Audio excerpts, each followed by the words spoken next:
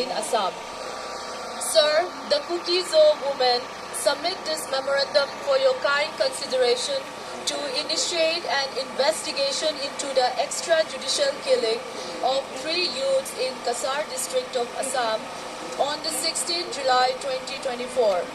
The Kuki-Zo women would like to draw your attention that there has been a gross violation of human rights, fundamental rights and the constitutional protection guaranteed to the people by a section of the Assam Police. Disregarding the rules and procedures established by the law, the Assam Police has attempted to cover up the extrajudicial killing to protect itself despite the compelling evidence which is conclusive of the allegation made against it by the victim's family that it was a fake and staged encounter. We have therefore requested the constitution of Special Investigation Team headed by judges of the Supreme Court of India for detailed investigation to understand the facts of the case as they stand. We are completely shocked by the appalling facts that have come to light during our inquiry, which we would like to bring to your attention. These are the followings. Number 1. The deceased victim, Lalung Oi Mar, 21, son of Lalransang Mar of K. Bethel Village, Bunankal, Dikush, Lakhipur, Kasar District, Assam.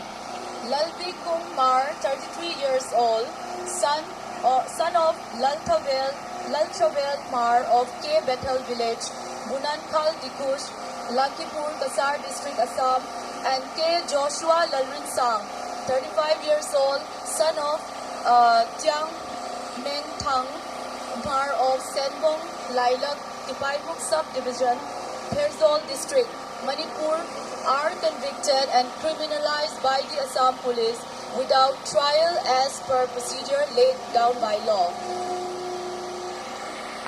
It is still unclear under which section of the BNS or IPC the deceased were arrested and killed. It is very likely that the deceased were denied their fundamental rights under Article 22 of the Constitution, namely their rights to be informed of the reason for their arrest. The Assam Police did not produce the deceased youth before the nearest magistrate within 24 hours, which is complete violation of the procedure to be followed and laid down for every arrest. Instead, the Assam Police kept the deceased youth in police custody till the next day.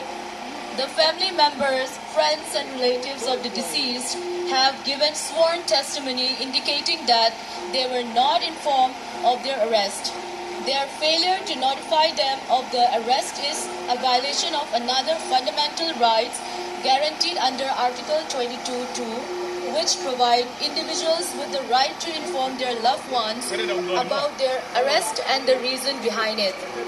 They were denied their fundamental rights to consult legal aid of their choice, although it is learned that they had spent the night at the police station.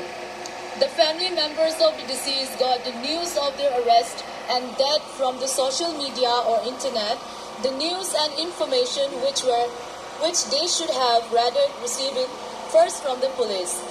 A video that has resurfaced on the internet depicts the deceased individuals cooperating with the police and showing no signs of resistance during the arrest. This portrayal suggested that at the time of the incident, the individual did not pose a threat to peace, public order, and society as a whole. As a result, it calls into question the justification for the use of force by the police in this situation. Without evidence of aggressions or violence towards the officers, the notion of the police defending themselves in this encounter seems unfounded. Another video taken after the arrest depicts the deceased individuals kneeling on the ground, blindfolded with their hands tied behind their back, being harassed by police officers.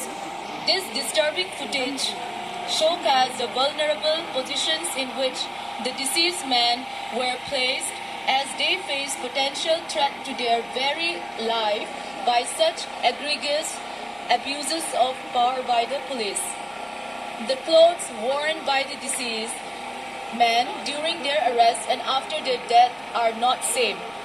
Aside from the violation of the above-mentioned fundamental rights and protection given by the law to the suspect, it is evidence that the deceased youth were denied the rights to equality under Article 14 of the Constitution.